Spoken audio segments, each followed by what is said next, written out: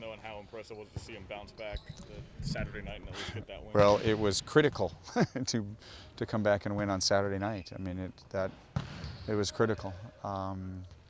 We desperately needed that. Just doing the simple math on what you have left and what you need, you're going to have to get an upset of a highly ranked team at some point. It feels like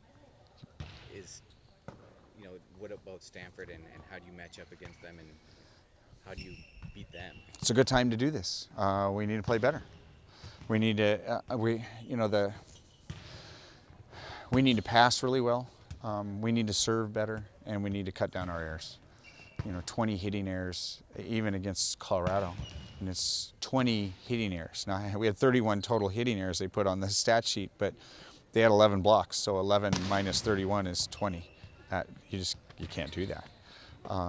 We gave Colorado 14 points in Game 3. They only had to score 25. So really, they only had to score 11 points because we gave them 14. So you just can't do that, and we know that.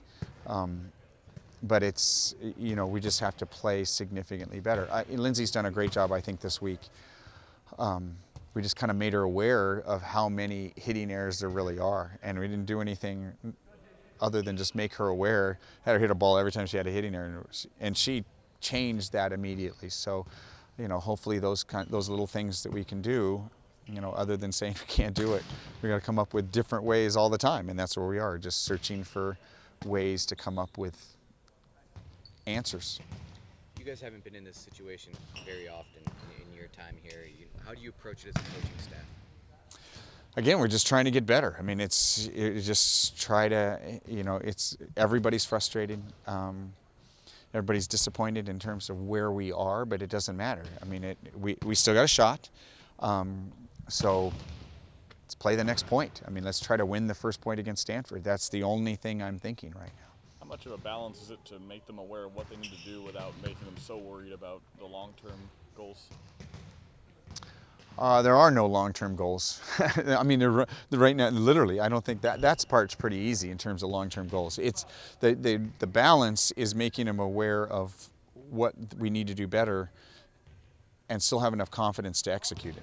That's the difficult part.